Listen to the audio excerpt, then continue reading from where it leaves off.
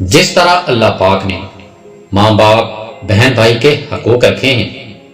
اسی طرح بیویوں کے بھی حقوق ہیں کہ ان کو اچھا رہن سہن دینا، ان کی فرمائش کو پورا کرنا، ان کے ساتھ اخلاق سے رہنا وغیرہ شامل ہے۔ اور جو بھی انسان اپنی بیوی کے حق ادا نہ کرے اور ان کو پورا کرنے میں نااہلی کا مظاہرہ کرے اور بلا وجہ اس کو رلائے اور یہی دھمکی دیتا رہے کہ میں تمہیں آزاد کر دوں گا، تو اللہ پاک فرشتوں کو یہی حکم دیتا ہے کہ جاؤ اس کے گھر، کہ اس نے اپنی بیوی کی قدر نہیں کی، اس کے گھر سے برکت کو اٹھا لاؤ، اس کو تنگ دستی میں مبتلا کر دو۔ اگر یہ شخص کوئی بھی دعا کرے تو اس کی فریاد مجھ تک مت آنے دینا،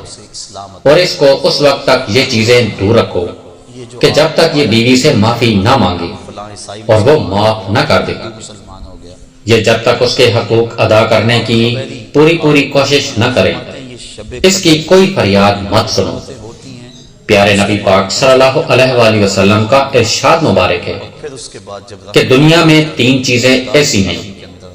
جو مجھے بہت پسند ہیں، اور جو بھی مجھے پسند ہے وہ میرے اللہ کو بھی پسند ہیں، اور ان 3 چیزوں میں پہلا نماز مجھے بہت پسند ہے اور یہ اللہ کو بھی بہت پسند ہے، دوسرا خوشبو لگانا مجھے بہت پسند ہے اور یہ میرے اللہ کو بھی پسند ہے،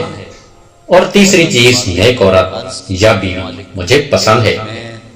اس کے اندر شرم و حیا ہو، وہ پردے والی ہو، اس کو کبھی کوئی غیر مرد نہ دیکھ سکے۔ دنیا میں ان 3 چیزوں کو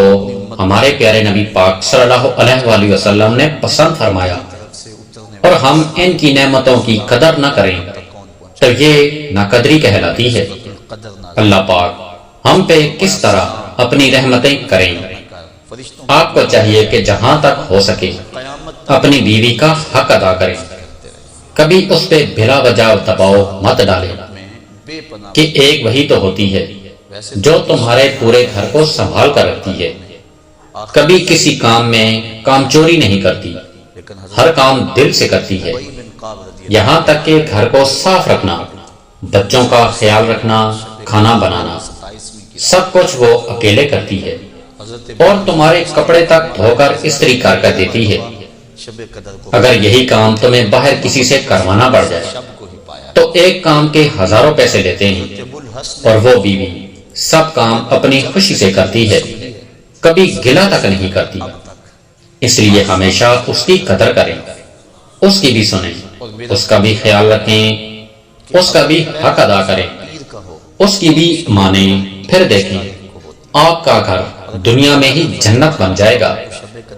آپ کے گھر اللہ ایسی برکتیں اور رحمتیں نازل ہوں گی کہ آپ ساری زندگی اپنے اللہ کا شکر ادا کرنے میں گزار دو تو بھی کم ہے۔ وہ عورت بہت خوش نصیب ہے کہ اس کی غیر موجودگی میں